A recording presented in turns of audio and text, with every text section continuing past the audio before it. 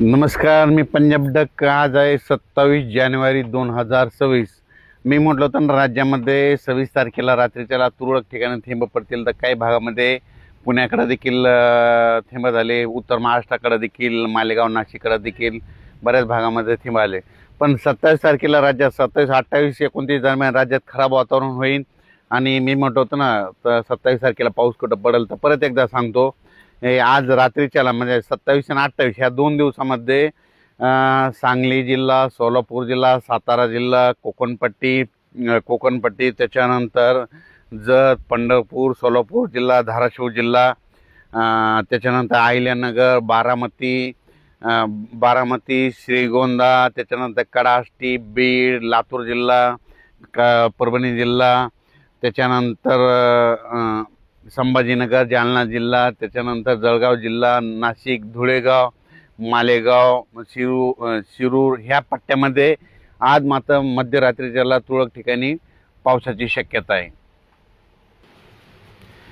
पण हे पाऊस सर्वदूर पडणार नाही. त्याच्यानंतर हे पाऊस पुन्हा आज मध्यरात्रीच्याला आणि उद्याच्याला बुलढाणा जिल्हा, मेकर, लोणार, रिसोड ह्या पट्ट्यामध्ये, त्याच्यानंतर खामगाव, घाटाच्या खाली नांदुरा, बुलढाणा, त्याच्यानंतर परतवाडा, बुरहानपूर, मध्य प्रदेश म्हणजे ह्या पट्ट्यामध्ये काय होणार, आज रात्रीच्या आणि उद्याच्याला तुरळक ठिकाणी काही ठिकाणी आज पाऊस येईल, कुठं थेंब येतील म्हणून हा अंदाज लक्षात द्यायचा. सर्वदूर पडणार नाही, पण आज ह्या पट्ट्यामध्ये मात्र रात्रीच्याला पाऊस येणार आहे म्हणून हा अंदाज लक्षात द्यायचा.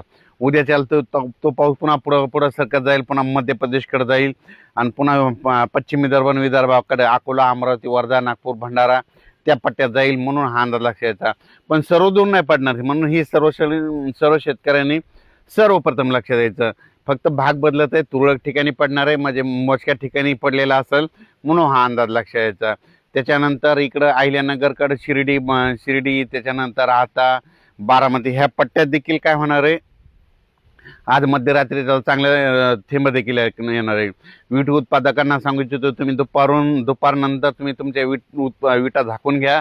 कारण जे तंबाखूचे निपाणी कर्नाटकचे शेतकरी त्यांना सांगू इच्छितो की तुम्ही कांदा असेल, तुमची तंबाखू असेल तर आजच्याला झाकून ठेवा. कारण की राज्यामध्ये आज म्हणजे रात्रीच म्हणजे कर्नाटकच्या उत्तर कर्नाटककडे जरा जास्त पाऊस पडणार आहे आणि पश्चिम कर्नाटककडे एक असणार आहे आणि पूर्व कर्नाटककडे कमी पडेल म्हणून हे लक्षात द्यायचं. म्हणजे बेळगाव साईड ह्या पट्ट्यामध्ये पाऊस राहणार आहे, निपाणीकडे राहणार आहे, जतकडे राहणार, म्हणून हे त्या शेतकऱ्यांनी लक्षात द्यायचं. त्याच्यानंतर क्रूडवाडीला देखील पाऊस पडणार आहे म्हणून हे देखील लक्षात द्यायचं. पण राज्यात सांगायचं झालं तर हा पाऊस सर्वदूर नाही, फक्त मी म्हटलं होतं वातावरण खराब होणार आहे आणि काही ठिकाणी पाऊस पडणार आहे म्हणून सर्वप्रथम हा अंदाज लक्षात द्यायचा. आणखीन हे 2 दिवस वातावरण नाही म्हणून हे देखील सर्व शेतकऱ्यांनी लक्षात द्यायचं. म्हणजे आज आहे 27, उद्या 28 आणि परवा दिवशी 29 पासून परत वातावरण काय होईल, परत निवळायला सुरुवात होईल म्हणून हे देखील सर्व शेतकऱ्यांनी लक्षात घ्यायचं.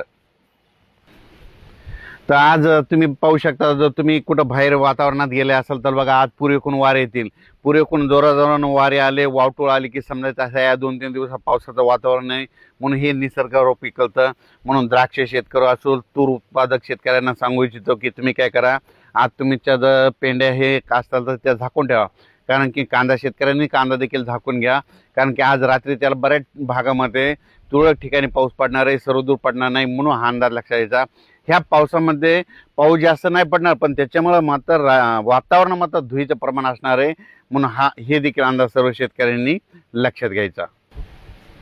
द्राक्ष बागायतदार व डाळिंब शेतकऱ्याला सांगू इच्छितो की वातावरणात धुळी असल्यामुळं तुम्ही आज रात्रीच्याला पाऊस येत असल्यामुळे तुम्ही कोणतं औषध पाऊस येण्याच्या अगोदर तर मारू शकतात ते मारून घ्यावे म्हणून हे द्राक्ष शेतकऱ्यांनी हे देखील खास करून अंदाज लक्षात घ्यायचा. डाळिंब शेतकऱ्यांनी हे देखील अंदाज लक्षात घ्यायचा. परत एकदा सांगतो, आज रात्रीच्याला काही ठिकाणी दुपारनंतर, आज रात्रीच्याला मध्यरात्री 2च्या नंतर, काही ठिकाणी 9च्या नंतर, काही ठिकाणी 5 वाजता, काही ठिकाणी दुपारी 2च्या नंतर. परत एकदा सांगतो, कर्नाटक, निपाणी, कोल्हापूर, सोलापूर, सांगली, सातारा, त्याच्यानंतर पुणे जिल्ह्यामध्ये जुन्नर, त्याच्यानंतर बारामतीला बी पाऊस पडणार आहे. त्याच्यानंतर बीड जिल्हा, कडाष्टी, पाथर्डी, शिर्डी, पैठण, गेवराई, माजलगाव ह्या परिसरामध्ये, त्याच्यानंतर इकडं धारूर, केज ह्या परिसरामध्ये तुरळक ठिकाणी थेंब येणार आहे. त्याच्यानंतर तो पाऊस जालन्याकडं, सिल्लोडकडं संभाजीनगर, त्याच्यानंतर मालेगाव, नाशिक, सटाणा, त्याच्यानंतर नंदुरबार जिल्ह्यात देखील तुरळक भागात, त्याच्यानंतर जळगाव जिल्ह्यात पारोळा त्या भागात देखील पडणार आहे. जळगाव जामोद देखील पडणार आहे. घाटाच्या खाली पडणार आहे. बुलढाणा जिल्ह्यात काही ठिकाणी पडणार आहे. पुन्हा मेकर तालुक्यात देखील काही गावामध्ये पडणार आहे. लोणार तालुक्यामधील काही गावामध्ये पडणार आहे. रिसोड तालुक्यात देखील तुरळक ठिकाणी पडणार आहे. अकोला जिल्ह्यात पडणार आहे. अकोटकडे जाणार आहे. पुन्हा परतवाड्याकडे पाऊस पडणार आहे. आणि जास्त मात्र मध्य प्रदेश, खंडवा तिकडे जास्त पडणार आहे. मध्य प्रदेशमध्ये मात्र गारपीट होणार आहे. म्हणून मध्य प्रदेशचे शेतकरी जे सीमालगतचे जे ऐकत असेल तर त्यांनी हा अंदाज लक्षात घ्यायचा. महाराष्ट्रामध्ये फक्त एक दोन ठिकाणीच गारपीट होईल. ती फक्त होईल अहिल्यानगर जिल्ह्यामध्ये 1-2 ठिकाणीच असा गारा पडलेल्या फक्त दिसतील. म्हणून हे अंदाज सर्व शेतकऱ्यांनी लक्षात घ्यायचा. सगळीकडे मात्र कुठं काही गारपिटीचं वगैरे काही एवढं वातावरण नाही. म्हणून हा अंदाज देखील सर्व शेतकऱ्यांनी लक्षात घ्यावा. पुढील अंदाज लगेच वातावरणात बदल झाला की लगेच उद्याच्याला एक अंदाज परवाच्याला देण्यात येईल. धन्यवाद.